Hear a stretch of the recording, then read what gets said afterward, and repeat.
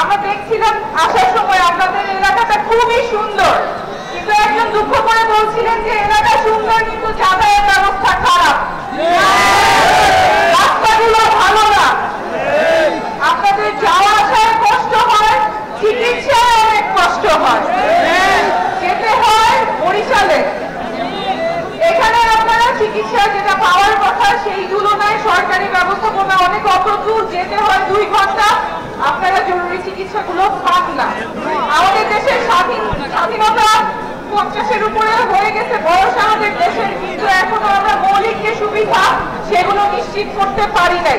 সেটা তো নিশ্চিত হয়ই নাই যে ওপরে বসে থাকে, যে প্রধানমন্ত্রী থাকে, তার এত ক্ষমতা থাকে যে নাগরিকের সকল সুযোগ সুবিধা বঞ্চিত করলেও তাকে ধরা ছোঁয়ার উপায় নাই।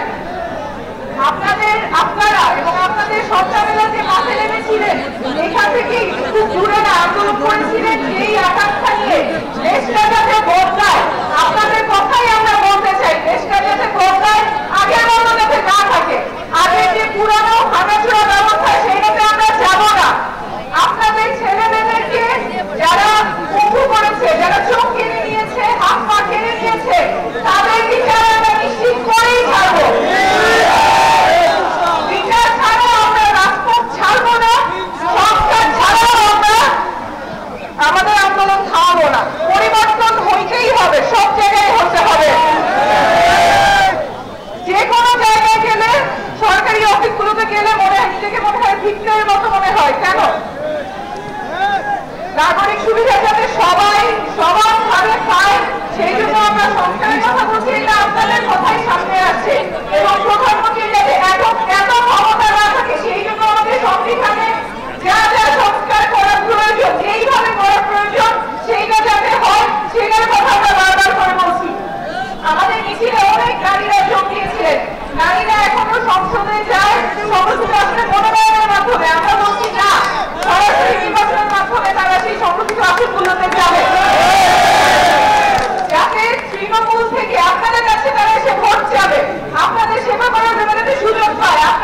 আপনাদের কোনো রায় থাকবে না কারা সংসদে যাবে, কোন নারীরা সংরক্ষিত আসনে যাবে, সেটা যাতে না হয়, আপনারা রায় দিতে পারেন আপনাদের সাংসদ কারা হবে।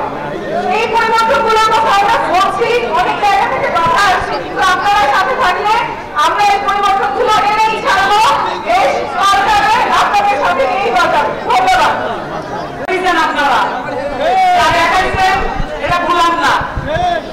আপনারা আপনাদের যে সমর্থন আমাদের প্রতি দেখাচ্ছেন, আমরা এটা জানি, শুধুমাত্র এনসিপির জন্য না, আপনারা প্রত্যেকে গণঅভ্যুত্থানের শক্তি এক একজন। ওই যে কাজের ভিতরে দেখা যাচ্ছে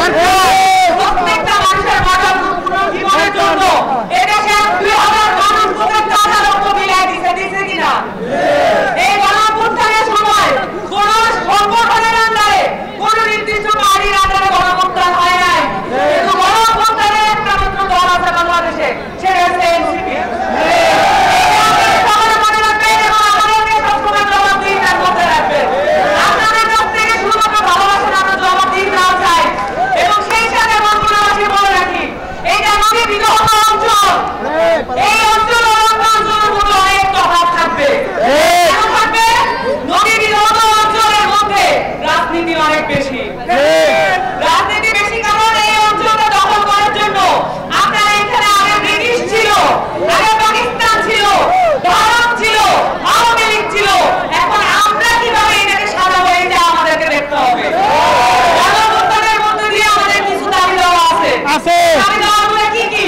আমাদের একটা নতুন সংবিধান লাগবে। কেন এই নতুন সংবিধানটা লাগবে আপনারা সবাই বোঝেন। কারণ বাংলাদেশের মানুষের সমান মর্যাদা নাই। বাংলাদেশের মানুষের প্রত্যেকটা জনগোষ্ঠী সমান মর্যাদা পায় না। বাংলাদেশের এখানে প্রত্যেকটা ধর্ম সমান মর্যাদা পায় না। আমাদের এখানে আলেম ওলামা জনগোষ্ঠী যারা আছে, চাচারা খালারা যারা আছে, প্রত্যেকে জানে এখানে শুধুমাত্র দারিদ্র্যের কারণে, ইসলামে বিশ্বাস করার কারণে এইখানে কত ধরনের বিদ্রোহের শিকার হতে হচ্ছে। কিন্তু আমরা বৈষম্যবিরোধী ছাত্র আন্দোলনের মাধ্যমে আমরা দেখছি কিভাবে একটা রেজিম পাল্টায় দিতে হয়। আমাদেরকে এটা দেখতে হবে এই রেজিম যাতে আর কোনদিন ফেরত না আসে। আপনারা খেয়াল করে দেখবেন বাংলাদেশের রাজনীতিতে ফ্যাসিজম আবার ফেরা ধরার চেষ্টা করা হচ্ছে। একটা প্রচেষ্টাও আমরা সফলতা দিব না ইনশাআল্লাহ। আপনারা দেখছেন এখানে ব্যাংকে কিভাবে হত্যা করা হচ্ছে পাথর মেরে।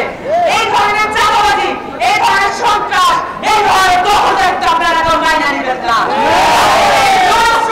প্রত্যেকটা অন্যায়ের বিরুদ্ধে দাঁড়াবেন। আপনাদের কাছে এই আকাঙ্ক্ষা থাকলো এনসিপি কে আপনারা ভালোবাসবেন মন দিয়া, এনসিপি কে আপনারা সমর্থন করবেন প্রাণ দিয়া, এনসিপি আপনারা ভোট দিবেন